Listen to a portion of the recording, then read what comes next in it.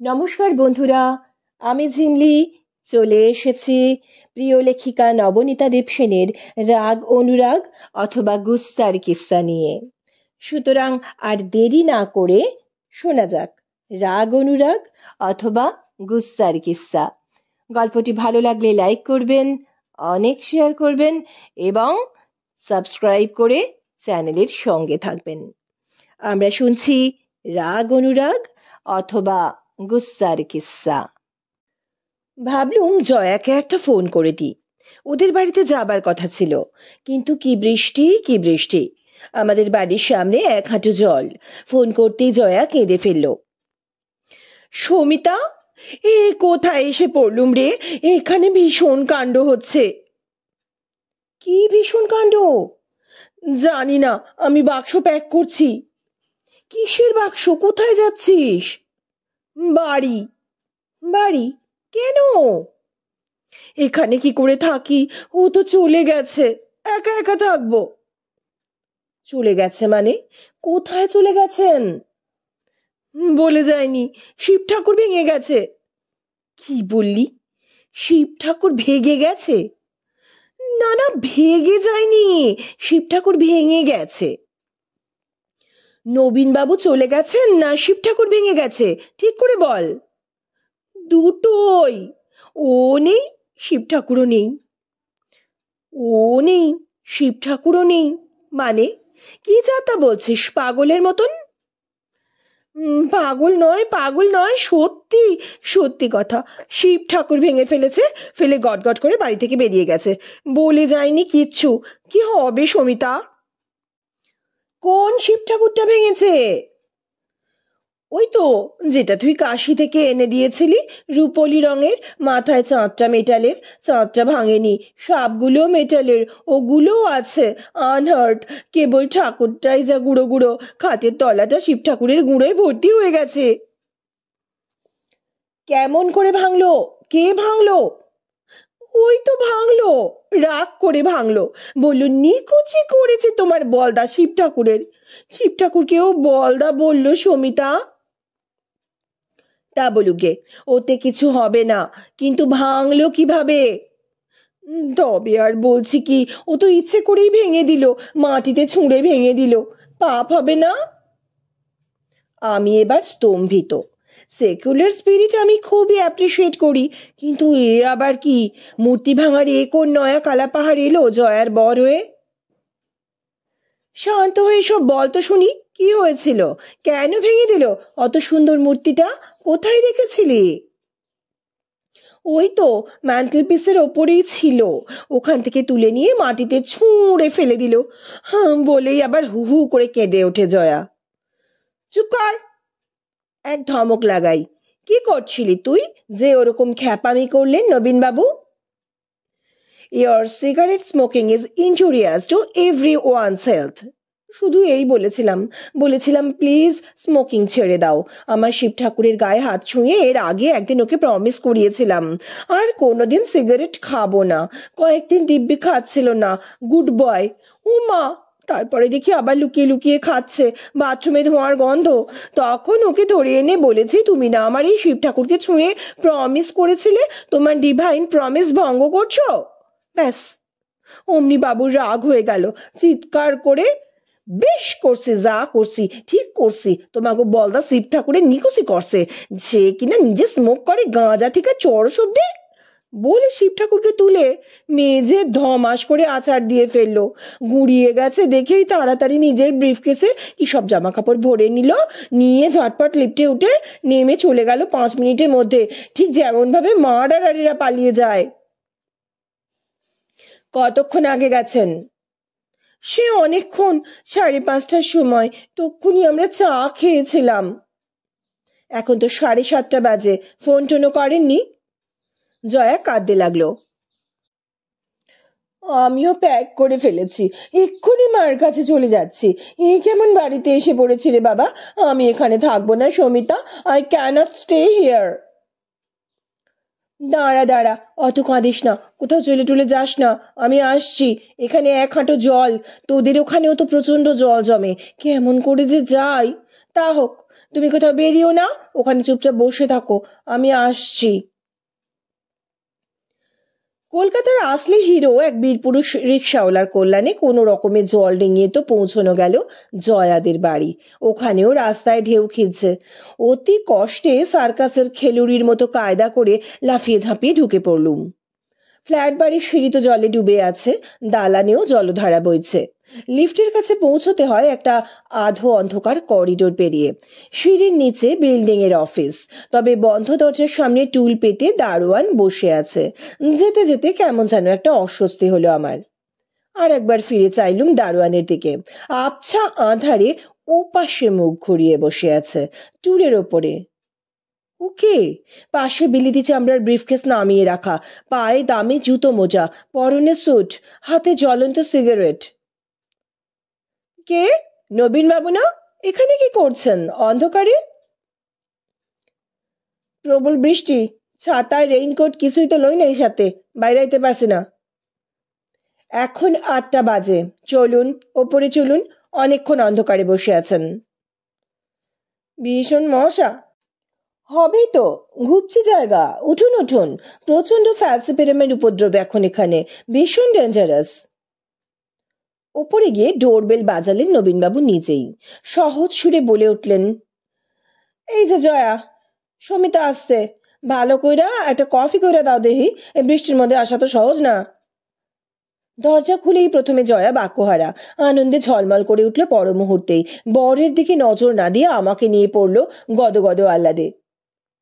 কোথা থেকে ধরে নিয়ে এলি ঈদের সমিতা? যেন আমি পিসি সরকার জুনিয়র।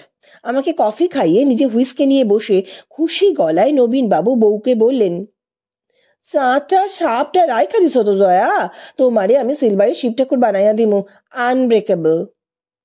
সেই থেকেই জয়া সোমবার নিয়ম করে নিরামিষ শিখায়। পাছে শিব ঠাকুর রাগ করেন, আর নবীনবাবু বলেন, শিব ঠাকুরেরই লাভ হইল, একটা এক্সট্রা ভক্ত প্লাস একটা সিলভারের মূর্তি, মন্দ কি?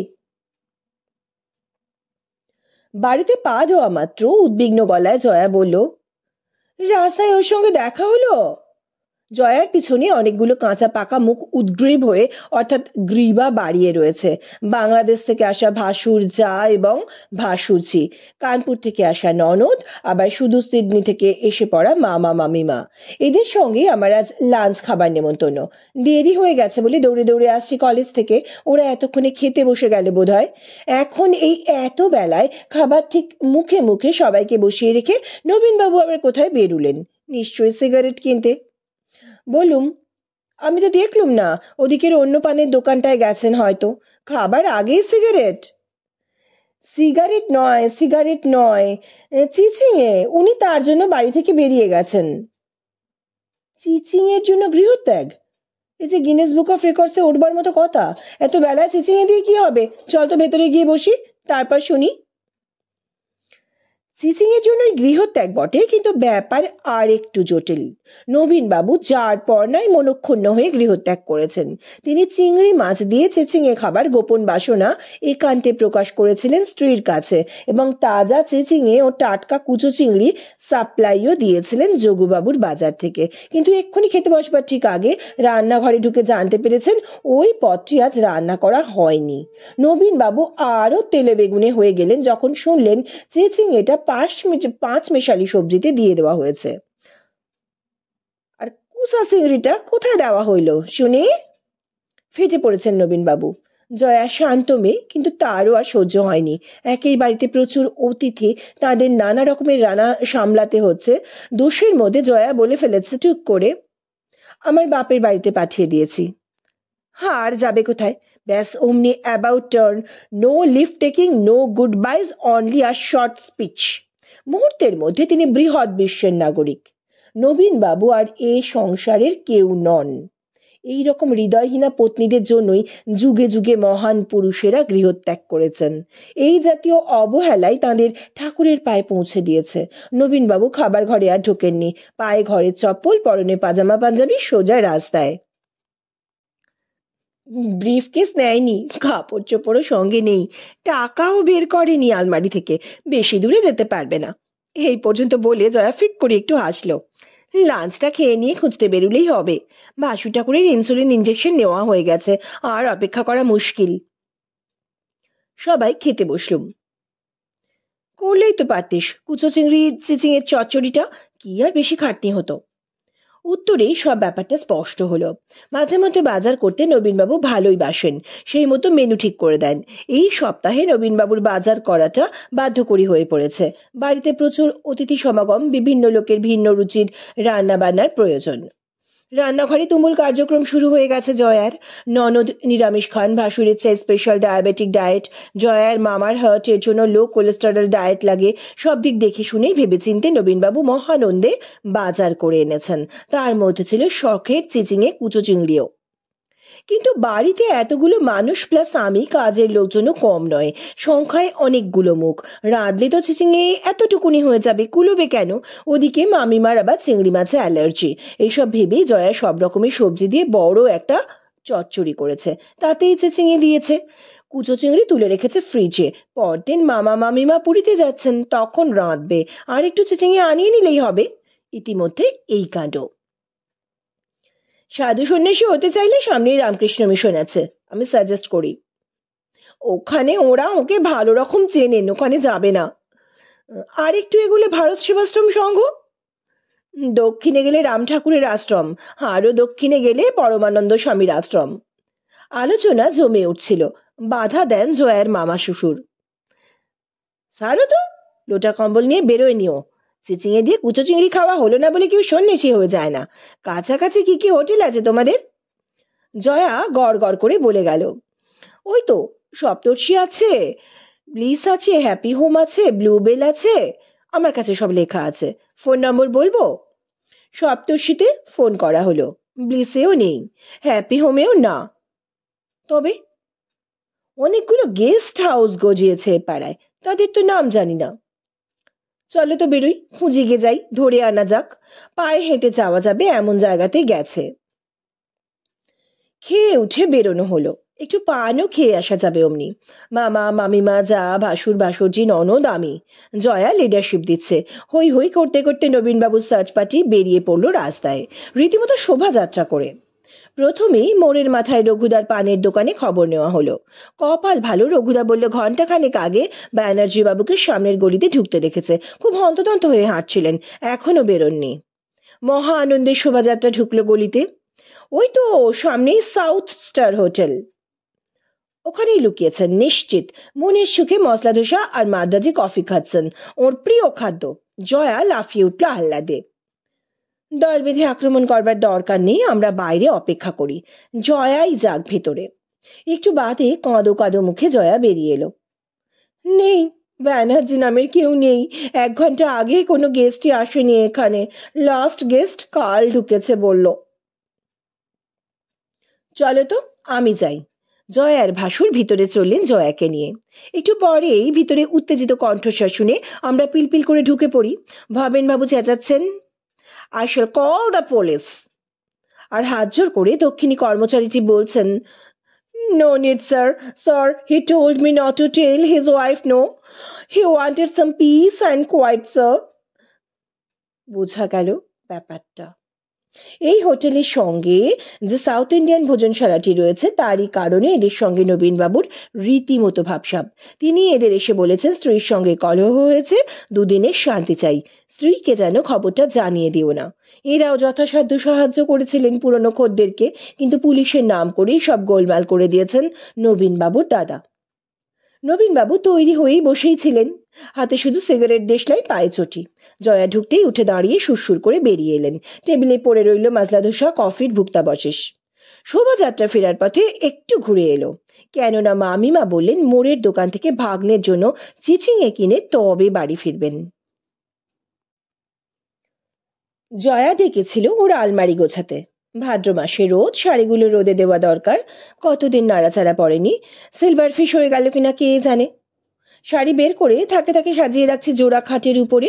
বারান্দার রোদে মাদুর আর শতরঞ্জি বিছানো হয়েছে, আমরা তাতে একটা একটা করে শাড়ি মেলে দিচ্ছি আর গল্প করছি। নানা ধরনের, নানা রঙের, নানান দামের শাড়ি। প্রতিটা শাড়ি কি শুধু শাড়ি?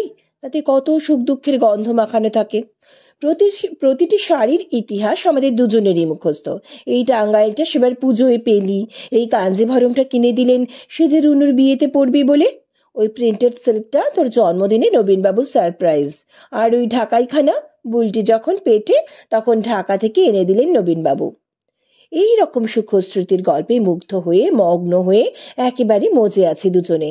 সরল মনে নবীনবাবুর অকুস্থলে প্রবেশ এবং কাতর আর্তনাদ। এত শাড়ি! আরে বাস, এত শাড়ি কার? আমি তো হাসি হাসি গলায় বলেছি, কার বলুন তো, দেখুন তো একটু চেনা চেনা লাগছে শাড়িগুলো। নবীনবাবু এক পা এগিয়ে এলেন, তারপরে স্থির। বিষাক্ত সাপ দেখলে ভয়ে আমাদের পা যেমন সেঁটে যায় মাটিতে। এতগুলো শাড়ি হইল কবে? কি সর্বনাশ!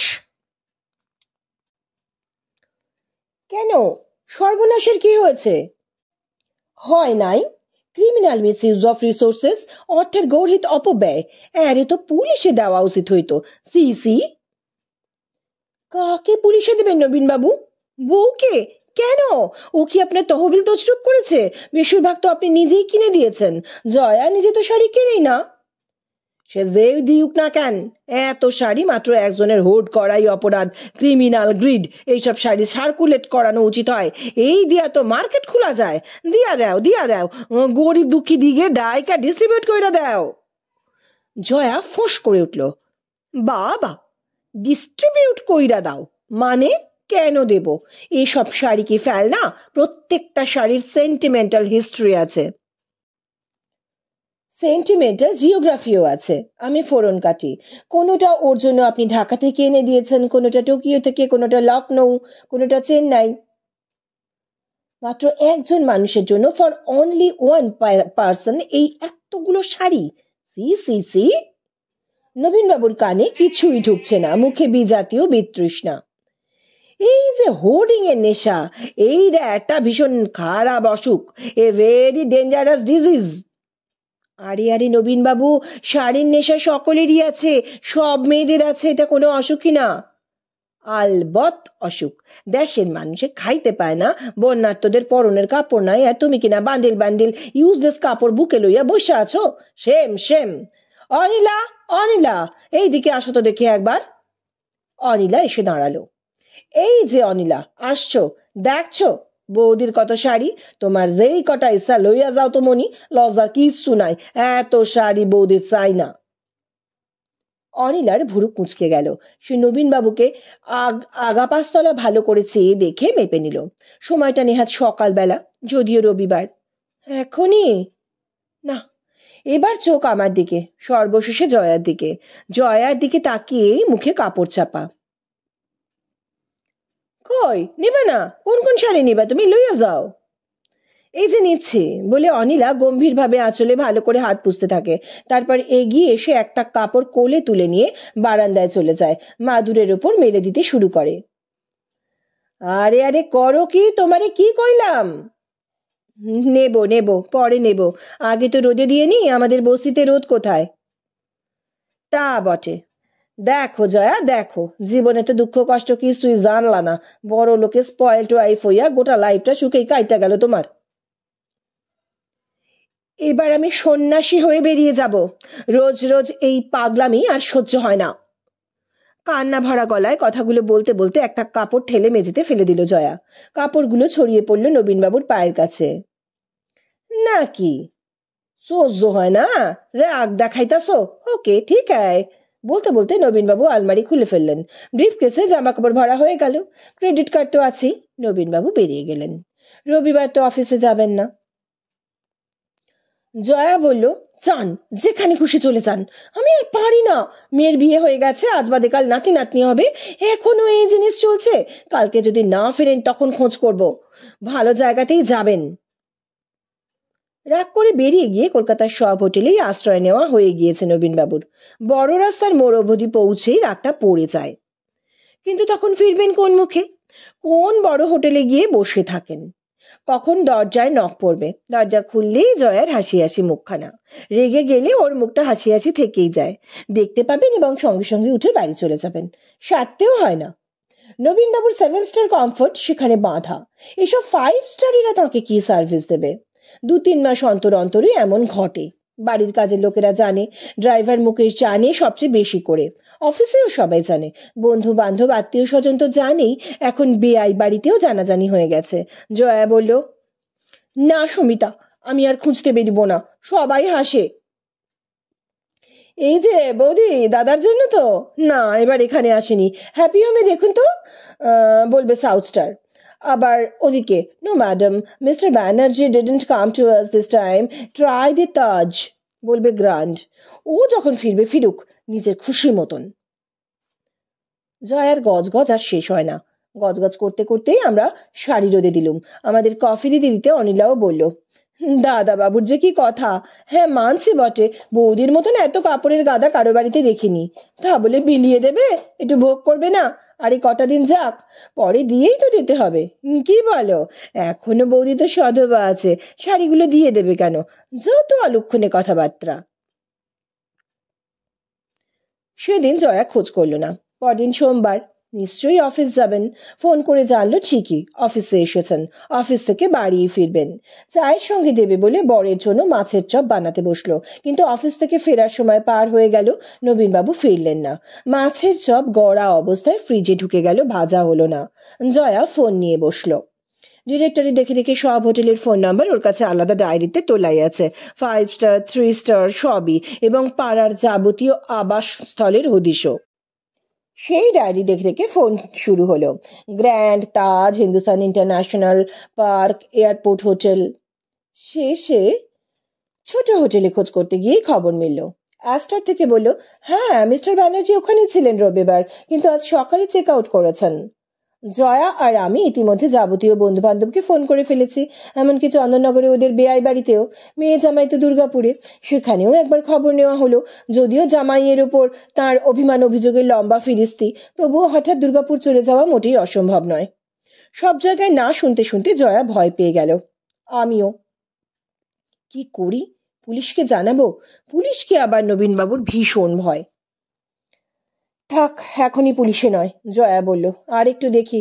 তাছাড়া পুলিশ তো বলেই দিয়েছে, ইচ্ছে করে যদি কোনো পূর্ণবয়স্ক নিরপরাধ মানুষ লুকিয়ে থাকতে চায়, তাকে ধরা পুলিশের সাধ্যি নয়। এটাও আমার মনে পড়ল। কি করা, দ্বিতীয় দিনও তো ফুরিয়ে এসেছে। রাত 8টা বেজে গেছে। 8:30টায় একটা ফোন এলো। मेम साहब होंगे? हम तिवारी बोलता हूँ, बेनार्जी साहब को बेआरा। साहेबेर किछु खबर पेले तिवारी? जी हाँ, बहुत मुश्किल हो गया। হ্যাঁ, কি হয়েছে? কি হয়েছে तिवारी? साहब तो हमारा क्वार्टर में आकर बैठे हैं, छापरा जिला जाने मांगते हैं, बोलते हैं तिवारी मैं तुम्हारा घर जाऊंगा, मुझको छापरा जिला ले चलो, मैं वहां ही रहूंगा। अब हम क्या करूं जी मेम साहब? ছাপড়া? খবরদার নিয়ে যেও না, কোথাও যেতে দিও না ওকে। তুমি সাহেবকে ওখানেই আটকে রাখো। মুকেশ তোমার কোয়ার্টার চিনি তো? ঠিক আছে, আমি আসছি। আচ্ছা, সাহেব এখন কি করছেন? अब तो सब हमारे बच्चों के साथ बातचीत करते हैं और रोटी खाते हैं। हम दौड़ के फोन बूथ में आ गया। তিওয়ারির কোয়ার্টার থেকে নবীনবাবু বেরিয়ে এলেন খুব সহজ হাসি খুশি, যেন কিছুই হয়নি, যেন অফিস থেকেই ফিরছেন। জয়াও কিছুই বলল না। পরের দিন অফিস থেকে ফিরে 2টো প্যাকেট খাটের উপরে রেখে বাথরুমে ঢুকলেন। প্যাকেট খুলে জয়া দেখলো 2খানা নতুন সিল্কের শাড়ি। আমি বুথ থেকে ফোন করছি, উদ্বিগ্ন স্বরে জয়া বলল। আমাদের সব কটা ফোন নষ্ট, আমাদের তোরা ফোনে পাবি না। মাকে একটু খবরটা দিয়ে দিবি রে? নিশ্চয়ই, কিন্তু কমপ্লেন করেছিস? একটা নাম্বার আছে, লিখে নে। No number will work Samita, ফোনগুলো ভেঙে ফেলেছে, অল অফ দেম, মাটিতে আছাড় মেরে। ভেঙে? কে ভাঙলো? কে আবার যে ভাঙে? শিব ঠাকুরটা ভেঙেছিল কে? সে তো 25 বছর আগের কথা, এখন কি হলো? যা হয়, রাগ হলো। আহ, রাগটা কেন হলো সেটা তো বলবি।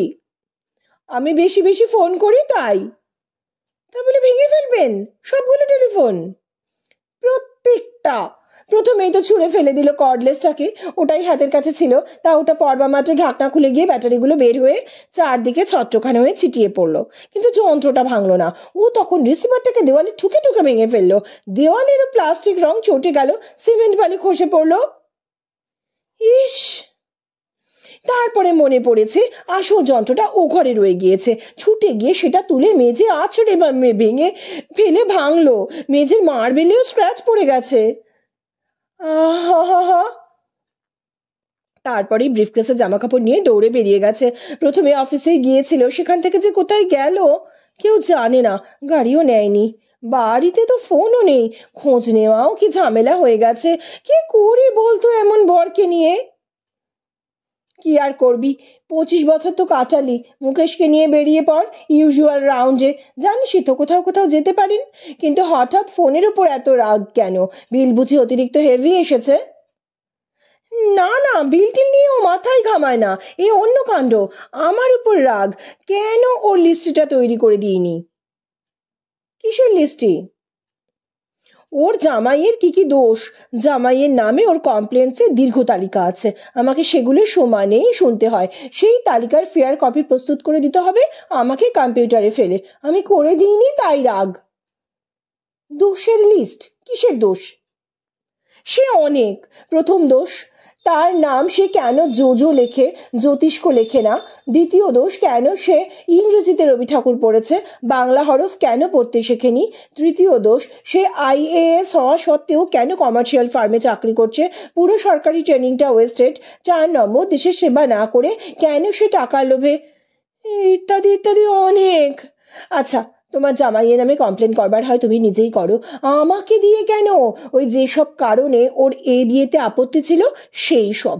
যদিও বেআই মশাই ওর ক্লাসমেট, যাদবপুরে একসঙ্গে ইঞ্জিনিয়ারিং পাশ করেছে দুজনে। বেআইকে খুবই পছন্দ, অথচ তারই ছেলের সঙ্গে মেয়ের বিয়েতে কি ভীষণ আপত্তি করেছিল তা তো জানিসই। তুই লিস্টি করিসনি, তাতে ফোনের দোষ কি? ওই যে মুখের উপর আমি করতে পারবো না তো বলা চলবে না, রেগে আগুন হয়ে যাবে, তাই বলেছিলাম আমার এখনো সময় হয়নি। ব্যাস, খেপে গেল। বলল এত কাজের মধ্যে আমি সেই মূর্খ জামাইটাকে শিক্ষিত করব বলে পুরো সঞ্চয়িতাটা রোমান হরফে ট্রান্সক্রাইব করতে সময় পাচ্ছি, প্রায় শেষ করে এনেছি, আর তুমি একটু ভেবেচিন্তে দোষের লিস্টটা বানাতে পারলে না? ভাব একবার। দাঁড়া দাঁড়া, 1 সেকেন্ড। সঞ্চয়িতাটা নিয়ে কি বললি? কি করেছেন নবীনবাবু? আর একবার বল। ট্রান্সক্রাইব করছেন, পুরোটা রোমান স্ক্রিপ্টে লিখছেন। জামাইয়ের দোষ, বাইরে মানুষ, বাংলা হরফ পড়তে পারে না। ইংরেজি অনুবাদে রবীন্দ্রনাথের কবিতা পড়েছে কেন? উনি তাকে আসল রবীন্দ্রনাথ পড়াবেনি, তাই কম্পিউটারে বসে পুরো সঞ্চয়িতাটা রোমান হরফে টুকছেন, জামাই যাতে বাংলায় রবীন্দ্রনাথ পড়তে পারে। বাহ, দারুণ প্রজেক্ট তো। ভারতের অন্য ভাষাভাষীরাও পড়তে পারবে। Excellent idea. তার বেলায় তো পেশেন্সের অভাব নেই। আশ্চর্য মানুষ কিন্তু। আশ্চর্য মানে? অত্যাশ্চর্য প্রাণী। যাক সে কথা। আসল কথা হচ্ছে আমি কেন বলেছি আমার সময় হয়নি। আমি কিনা সারাদিন টেলিফোন নিয়ে পড়ে থাকি, তাই নাকি আমার সময় হয় না। মেয়ের সঙ্গে ঘন্টার পর ঘন্টা, মায়ের সঙ্গেও ঘন্টার পর ঘন্টা। তারপর তুই আছিস, বৌদি আছে, অন্যান্য বন্ধুরা। ও হিসেব করেছে দিনে 18 ঘন্টায় নাকি আমি ফোন করতে ব্যস্ত থাকি। তাই ও টেলিফোন ভেঙে দেবে যাতে আমার সময় হয়। লও, এইবারে তুমি লিস্টি বানাইতে কেমন সময় না পাও দেহি। তারপরে তো জানিসই। ওই লিস্টি দিয়ে উনি কি করবেন? সেটাই তো সবচেয়ে খারাপ কথা। বেআইকে দেবেন। কম্পিউটার থেকে পরিচ্ছন্ন প্রিন্ট আউট বের করে দিতে হবে। উনি ওর বন্ধুকে দেখাবেন তার ছেলে কত খারাপ। সমিতা, তুই হাসছিস? না না, হাসছি না। তুই বরং বুথ থেকে আমার কাছে চলে আয়, এখান থেকে ফোন টোন গুলো করা যাক। আর ফোন করে কি হবে? যখন আসবার আসবে। আমি আর উদ্বেগ করতে পারি না। সে কি রে, উদ্বেগ হবে না? আজ তো মানুষটা গেল কোথায়? আর উদ্বেগ?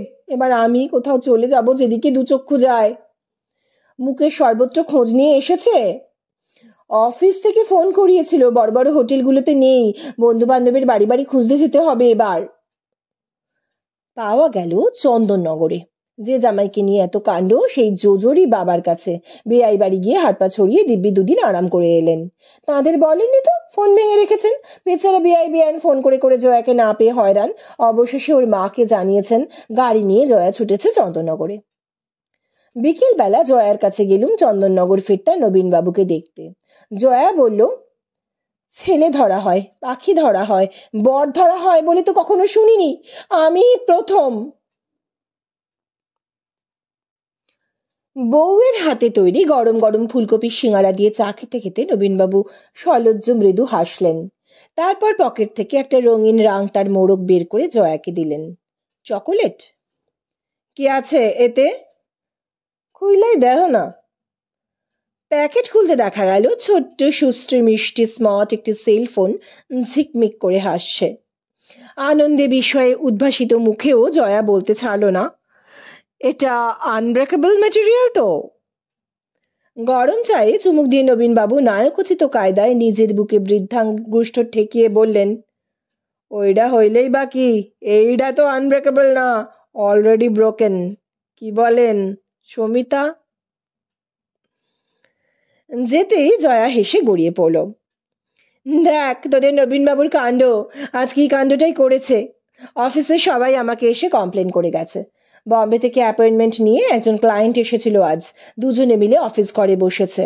সেই ক্লায়েন্ট টেবিলের ওপরে একটা যন্ত্রের 4খানা ডিজাইন পেতে ওকে দেখিয়েছে। একটা জার্মান, একটা জাপানি, একটা আমেরিকান আর একটা কোরিয়ান। তারপর বলেছে, এখানে এই 4টে ডিজাইন আছে, 4টে দারুণ। আমি চাই এই 4টের যা কিছু শ্রেষ্ঠ তাই মিলিয়ে একটা যন্ত্র হোক। আপনি কি পারবেন ডিজাইনটা বানাতে? ইন্ডিয়াতে অবশ্য এই ধরনের যন্ত্রপাতি কিছুই হয় না। মেশিন টুলস ঠিক কতটা ভালো করে বানাতে পারে না ইন্ডিয়া। এত অবধি শুনেই ওর রাগ হয়ে গেছে। ও তাকে বলেছে, ইন্ডিয়াতে বানাতে পারে না তো এসেছেন কেন আমার এখানে? বেরোন বেরোন, কোরিয়ায় যান, জার্মানিতে যান, আউট আউট বলে ঠেলে বের করে দিয়েছে বম্বে থেকে আসা সেই ক্লায়েন্টকে। কত লক্ষ টাকার বিশাল কন্ট্রাক্ট এনেছিল। অফিসে সব হা হুতাশ করতে লাগলো। এদিকে সেই লোকটা চালু পার্টি। সে করেছে কি, বেরিয়ে গিয়ে বাইরে সিকিউরিটি ছোট্ট গুমটিটাতে বসে দরোয়ানের সঙ্গে সাহেবের স্বভাব চরিত্র বিষয়ে কথা বলেছে। ঘন্টাখানেক বাদে আবার ফিরে এসেছে। ততক্ষণে ওর রাগও পড়ে গেছে। কন্ট্রাক্টটাও সই হয়ে গেল। কিন্তু ভেবে দেখ সমিতা, এইভাবে কেউ বিজনেস চালায়? সবাই তো এই ক্লায়েন্টের মতো ঝানু লোক হয় না। আর একটু হলেই এত বড় কন্ট্রাক্টটা হাতছাড়া করে ফেলছিল। এই মেজাজ নিয়ে ব্যবসায় নামে কেউ? বড় কন্ট্রাক্ট সই করে নবীনবাবুর মেজাজ বহুত খোশ। আমাদের নিয়ে গ্র্যান্ডে চললেন নৈশ ভোজের প্রকল্প নিয়ে। বেরোবার মুখে মেয়ের টেলিফোন এলো বম্বে থেকে। স্পিকার ফোনটা চালু করে দিলেন যাতে স্বামী স্ত্রী দুজনেই কথা কইতে পারেন মেয়ের সঙ্গে। কি খবর মামনি? বাবা, আমরা কাল বিকেলের ফ্লাইটে আসছি। ম্যাটাডোরটা একটু পাঠাবে দমদমে? অবশ্যই অবশ্যই, পাঠাবো না কেন মামনি? ম্যাটাডোর কেন, সিএলও যাবে। কোন ফ্লাইট? সিএলও তো আঁটবে না বাবা, প্রচুর মালপত্র রয়েছে সঙ্গে। ম্যাটাডোরটা না হলে ভারী মুশকিল হবে। ও, এইটা কি তাহলে একটা প্রবলেম? হ্যাঁ তো, প্রবলেম নয়, এত লাগেজ। নবীনবাবুর স্নেহাতুর পিতৃকণ্ঠ মুহূর্তে পাল্টে গেল। ফরম্যাল, কঠোর, ইস্পাত শীতল। তোমারে তো পূর্বেই কইয়া দিছি Bulti, don't come to me with any problem. কই নাই তুমি বিয়া করো স্বেচ্ছায়, এগেনস্ট মাই উইল। তৎক্ষণাৎ কইয়া দিছি, you belong to their family now. তোমার প্রবলেম আমি শুনতেই চাই না। It is not my problem. অহন থেকে তোমার যা কিছু সমস্যা অগই সলভ করন লাগবা। প্রবলেমের কথা আর বাবারে কইবা না, শ্বশুর মশাই রে কও। Call him, let him solve your problem. অগো পুত্রবধূ সমস্যা বিশুরে ডাইকা কও, সলভ কইরা দিউক। হোয়াই মে? আইসা, অহন আমরা গ্র্যান্ডে ডিনার খাইতে যাইতেছি, তুমি মিস করলা। Good night. পরদিন উদ্বিগ্ন হয়ে আমি খবর নিলাম জয়ার কাছে। কি ব্যবস্থা হলো রে বুলটিদের? কি আবার হবে, ম্যাটাডোর যাচ্ছে। নবীনবাবু পাঠাচ্ছেন? কেন তবে শুধু শুধু মেয়েটাকে অত বকাবকি? বকাবকি তো নয়, ওটাই নিয়ম। আর বলিস না সমিতা, পাগলের পাল্লায় পড়েছিলাম, সারাটা জীবন জ্বালিয়ে খেলো। বুলটি ফোন করলো তার শ্বশুরকে, শ্বশুর মানে বিশুবাবু ফোন করলেন তাঁর বিআইকে, অর্থাৎ ওকেই। নবু, তোর ম্যাটাডোরটা একটু এয়ারপোর্টের জন্য আজ ধার দিবি? আমার ছেলে বউ আসছে, সঙ্গে প্রচুর মালপত্র নিয়ে, আমার গাড়িতে ধরবে না। উনি বললেন, নিশ্চয় নিশ্চয়, এ আবার একটা কথা হইল বিশু, নো প্রবলেম, কখন চাই? আমি এইসব দেখে শুনে যখন রেগে মেগে বললুম, এত ঘোর প্যাঁচের কি দরকার ছিল? ও কি বললো বলতো? বলল, everything should come through the proper channel. ভেবে দেখো, একমাত্র সন্তানের সঙ্গে প্রপার চ্যানেল করছে লোকটা। কি করব আমি? সত্যি সত্যি পাগল হয়ে যাব এবারে। 30 বছর এই লোকটার সঙ্গে ঘর করলুম বলে আমাকে একটা পরমবীর চক্র দেওয়া উচিত ছিল তোদের। বেলা 1:30 হবে, বাড়িতে ঢুকছি, ফোনটা বেজে উঠল। সমিতা নাকি? কলেজ থেকে ফিরছেন? গুড, অনেকবার ট্রাই করছি। কি কাণ্ড, নবীন বাবু যে নিজে ফোন করছেন, বউকে দিয়ে না করিয়ে, ব্যাপার কি? জয়া কি গেছে নাকি আপনার ওখানে? আমার এখানে? না তো, কেন? আরে পাওয়া যাইতেছে না। স্ত্রীলোকের এমন চন্ডাল ক্রোধ ভালো না। আর পুরুষ মানুষের চন্ডাল ক্রোধ বুঝি খুব ভালো? জয়া আর কোথায় যাবে, মায়ের কাছে গেছে বোধ হয়। যা নাই, আই কল দেয়ার, আপনারই লাস্ট। তবে বৌদি? নো, মামার বাড়ি না, কাকা বাবুর কাছে না, Chitra, Putul, Ranita, Mahua, I tried them all, I am extremely worried. সব ঠিক হয়ে যাবে। পুলিশে খবর দিয়েছেন? হ নো, নো নেভার, পুলিশে না, পুলিশের প্রশ্নই নাই। আর কোথায় কোথায় যাইতে পারে, এনি আইডিয়া? নিক্কো পার্কে দেখেছেন? মানে? জয়ার খুব নিক্কো পার্কে বেড়াতে যাবার শখ ছিল, হয়তো সেইখানে। নিক্কো পার্ক? আর সায়েন্স সিটিতে? কি যে কোন, বাইরাইয়া গেল রাগ কইরা। রাগ হইলে কেউ নিক্কো পার্কে বেড়াইতে যায়? সুটকেস প্যাকটা কইরা লইয়া কি পার্কে যায়? She said she was living for good, it's serious. দুর্গাপুরে? যায় নাই, ফোন করছিলাম, বুলটি আইতাছে। শান্তিনিকেতনে যায়নি তো? মঞ্জুর কাছে? মঞ্জু? তারে তো ফোন করি নাই। করে ফেলুন। আমিও বসে গেলুম ফোন নিয়ে। এই বস্তুটি যে সভ্যতার কত বড় অবদান! যেমন দূরকে নিকট করে, তেমনি ঘরকেও বাজার করে ফেলতে পারে, সেও ঠিক। একটু বাদে বেল বাজলো দরজায়। এবার নবীনবাবু সশরীরে উপস্থিত। ঝোড়ো কাকেদের নিশ্চয়ই এই নবীনবাবুর মতো দেখায়। উদ্ভ্রান্ত, সকরুণ, ছন্নছাড়া, স্ত্রীহীন, ধপ করে বসে পড়লেন সোফায়। শান্তিনিকেতনের কানেকশন তো মেলে না দেখি, চইলাই যাই। সে কি, যাবেন কি? বরং অন্য কাউকে পাঠানোর কথা ভাবা যেতে পারে। অফিসের কেউ? নবীনবাবু ভাবতে থাকেন। কি হয়েছিল বলুন তো আপনাদের? ওই যেমন হয়, ওই আমি একটু ইরিটেটেড হয়েছিলাম আর কি, অ্যাজ ইউজুয়াল। সেইটা হইল গিয়া গত পরশুদিন, স্যাটারডে ছিল। আর আইজ রিটার্ন কইরা দেখলাম জয়া বাসা নাই। কাল তো ফিরি নাই, জয়াও খোঁজ লয় নাই। শুনছি আইজ সকালবেলায় উঠাই চইলা গেছে, ট্যাক্সি দইরা উধাও, আর ফিরুম না কইয়া গেছে। দীর্ঘশ্বাসে কেঁপে উঠলেন নবীনবাবু। এমন বিধ্বস্ত, এত করুণ মূর্তি তো কখনোই হতো না জয়ার। অথচ নবীনবাবু তো মাসে মাসেই উধাও হয়েছেন। নবীনবাবুকে কিন্তু রীতিমতো অসুস্থ দেখাচ্ছে। চা দিলুম, পড়েই রইল। কোথাও যায় নাই, সর্বত্র খবর করছি, চন্দননগরেও যায় নাই, দুর্গাপুরেও না। কি করি কন দেহি?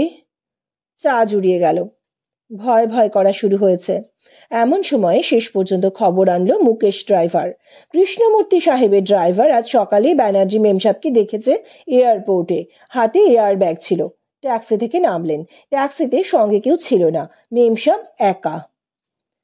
আহ, প্রাণ যেন জুড়িয়ে গেল। অমনি বসে গেল আমাদের মন্ত্রণা পরিষদ। কোন কোন প্লেন থাকে সকালের দিকে দেখি? গ্রাফিটিটা দেন তো। এই তো বলবো, দিল্লি, মুম্বাই, লখনৌ, পাটনা, পোর্ট ব্লেয়ার, শিলচর, তেজপুর, গুয়াহাটি, আইজল, ডিমাপুর। থাক থাক, না এতগুলো এয়ারপোর্টের মধ্যে কোথায় কোথায় আর জানাশোনা মানুষ আছে ভাইবা দেখেন। দিল্লিতে আছে সুনন্দা, কৃষ্ণা, অর্জুন।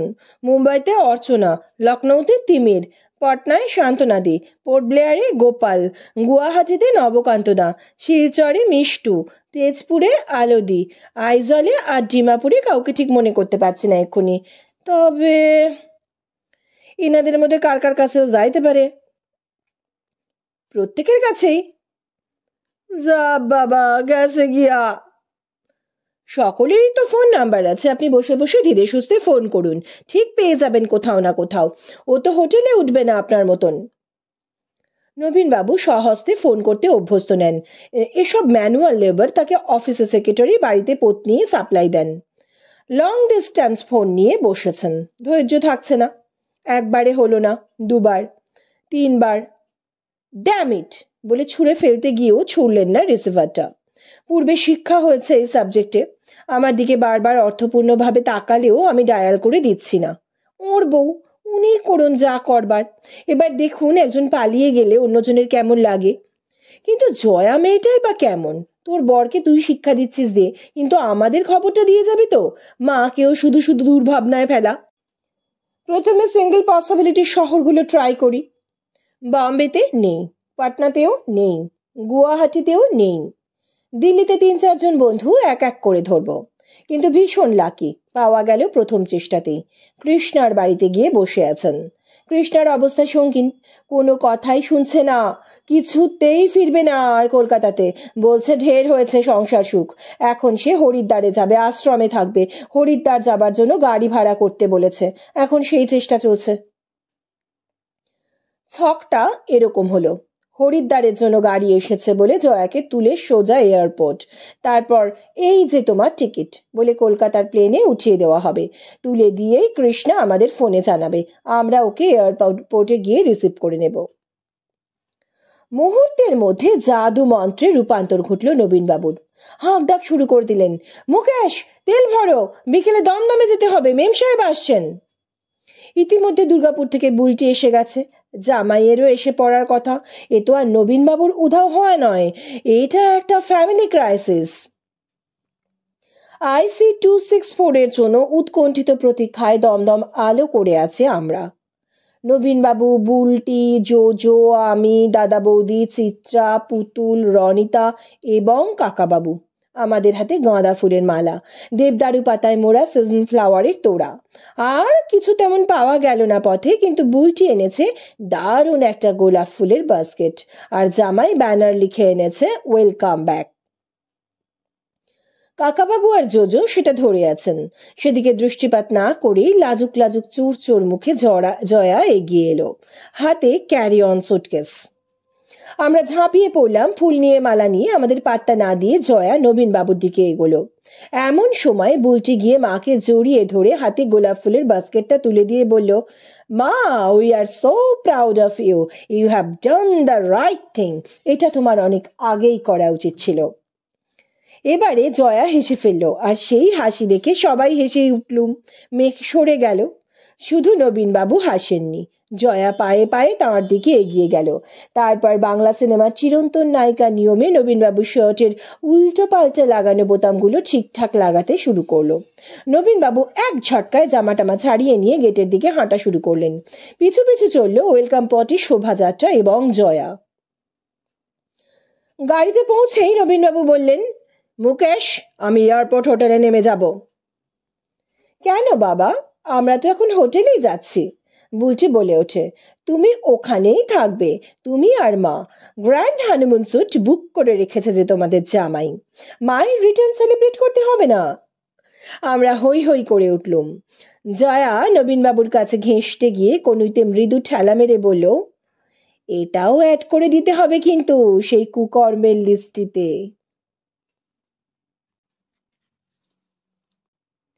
আজকের গল্প এখানেই শেষ হলো। সুস্থ থাকবেন, ভালো থাকবেন। নমস্কার।